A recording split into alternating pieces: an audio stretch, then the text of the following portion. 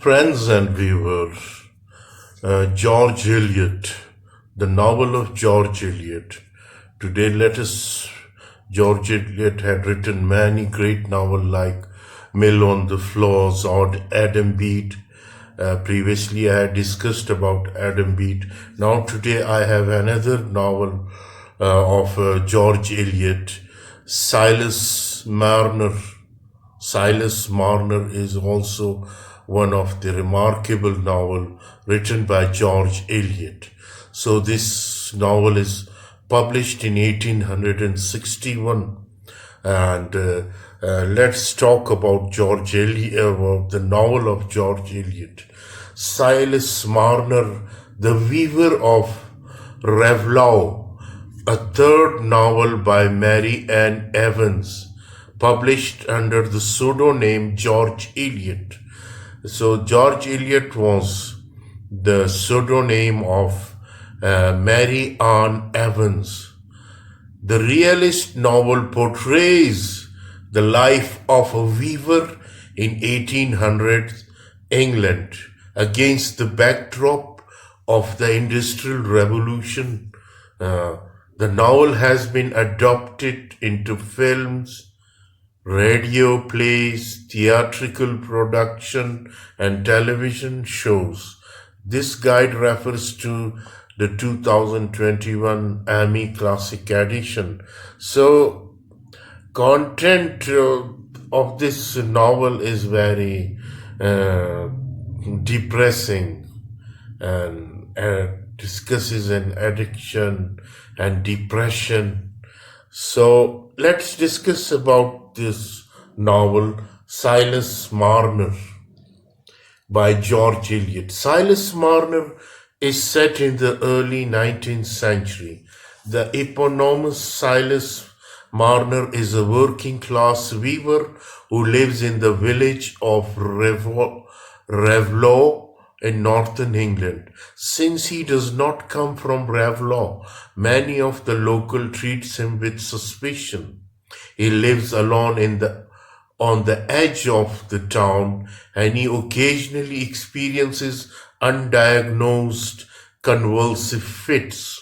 Silas previously lived in a different region of northern England called Lantern Yard. However, he was forced to leave after being falsely accused of stealing from his local church, where he was also a member of congregation.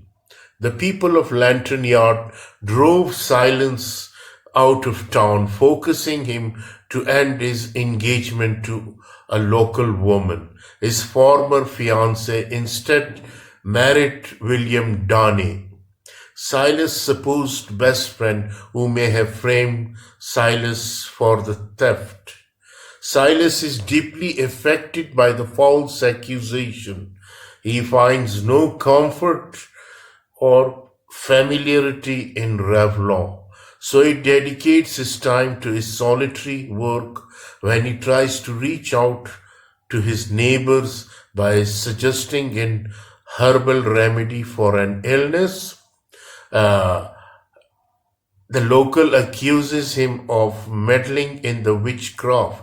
Since he has a few expenses and no one to socialize with, Silas hoards his earning and becomes obsessed with accumulating wealth. He lives in a miserly lifestyle.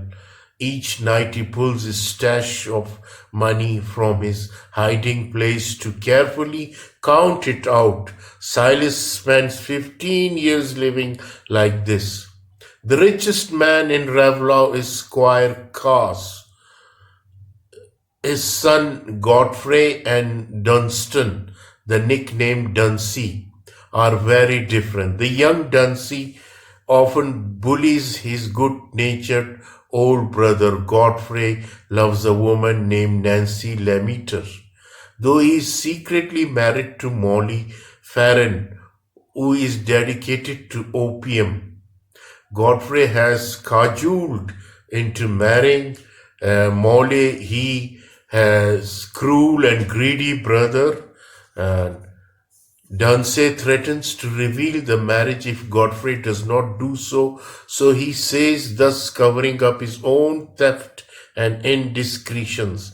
One night Dunsey steals 2 bags of Silas' precious gold coins. Silas discovers that he has been robbed and sinks into a deep depression. The locals try to help Silas, but he refuses their aid after years of isolation. Dunsey vanishes with gold. Since this is not the first time that he has disappeared, few local notice a passing peddler is blamed for the theft. On a New Year's Eve, Molly brings her 2-year-old daughter to the party at the Kay's house. She wants to reveal her marriage to Godfrey, who is growing closer to Nancy. Before Molly can reach the party, however, she collapses from opium ingestion, losing consciousness in the snow. Left alone, her child wanders away and into Silas' house. Falling asleep by the fire, Silas does not notice her as he is suffering from a fit. When he comes to Silas, follows the child's trail and finds Molly's dead. He tries to summon help by the car's party, but on noticing Molly, Godfrey ignores his dead wife and he is now free to marry Nancy. He does not reveal that the young girl is his daughter. Silas decided to take care of motherless child. He names her Eppie in reference to his mother and sister. Eppie revitalized Silas. Though he no longer has his gold, he feels he now has something even more valuable than gold. By adopting this girl, Eppie, Godfrey marries Nancy, but his marriage to Molly and the existence of his daughter remains a secret. He covertly ignores money to Silas to help him Eppie's upbringing. Silas' neighbor Dolly Winthrop also helped him to raise Eppie. Gradually, Silas integrates into the local community. 16 years later, 16 years had passed now. Eppie is a popular person in the village. Godfrey and Nancy are married but do not have children. Following his father's death, Godfrey inherited the family fortune. When a stone pit near Silas' house is drained, Nancy's remains are found alongside with the stolen gold. Godfrey is terrified that his secret will be similarly revealed. He tells Nancy about his first marriage and the existence of his daughter, Eppie.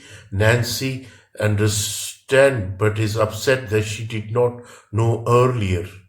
As she and Godfrey could have adopted Eppie, she visits Silas' house with Godfrey, who tells Eppie the truth about her lineage. Eppie announces that she would rather stay with Silas than live with Godfrey and Nancy, who still want to help however they can. Silas returns to the lantern yard, which has radically changed through industrialization.